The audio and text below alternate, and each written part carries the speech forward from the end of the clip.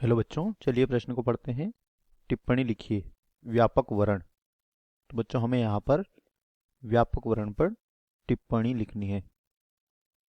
तो चलिए बच्चों बात कर लेते हैं इस प्रश्न की मुख्य अवधारणा।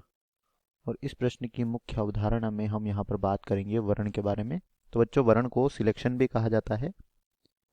और यह होता क्या है? तो जो मिश्रित फसलें होती है, क्या होती है? वर्ण जो है यह मिश्रित फसल में से उत्कृष्ट पादपों का समलक्षणिक चयन होता है। जो मिश्रित फसलें होती है उनमें से उत्कृष्ट पादप जो होता है उसका, ठीक से लिख लेते हैं यहाँ पर, मिश्रित फसल में से उत्कृष्ट पादपों का चयन करना क्या कहलाता है? वर्ण या सिलेक्शन कहलाता है।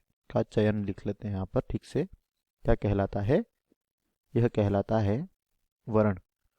और जो व्यापक वर्ण होता है यह चयन का एक या वर्ण का एक प्रकार होता है जिसमें स्वपरागित तथा, इस प्रकार का जो चयन होता है या वर्ण होता है यह स्वपरागित तथा परपरागित दोनों प्रकार के फसलों में किया जाता है। स्वपरागित तथा परपरागित दोनों प्रकार की फसलों में क्या किया जाता है? व्यापक वर्ण किया जाता है। परंतु यह विधि जो होती है व्यापक वर्ण की, स्वपरागित फसलों के लिए, जो स्वपरागित फसलें होती है उनके लिए अधिक उपयोगी होती है। इस विधि में क्या किया जाता है?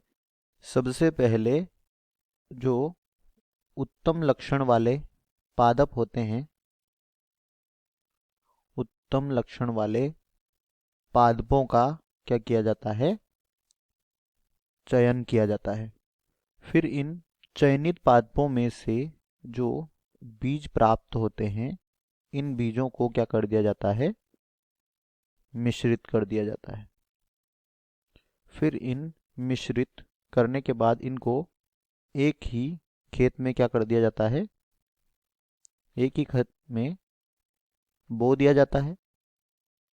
और इसके कारण इनमें क्या होता है? प्राकृतिक रूप से पर परागण होता है। अब इस खेत में से जो अच्छे लक्षण वाले जो पादप होते हैं इनका चयन कर लिया जाता है। और इस प्रक्रिया को 5 से 6 पीढ़ियों तक क्या किया जाता है? 5 से 6 पीढ़ियों तक दोहराया जाता है। और इसे ही कहते हैं व्यापक वर्ण। आशा करते हैं यह उत्तर आपको समझ आया होगा। धन्यवाद।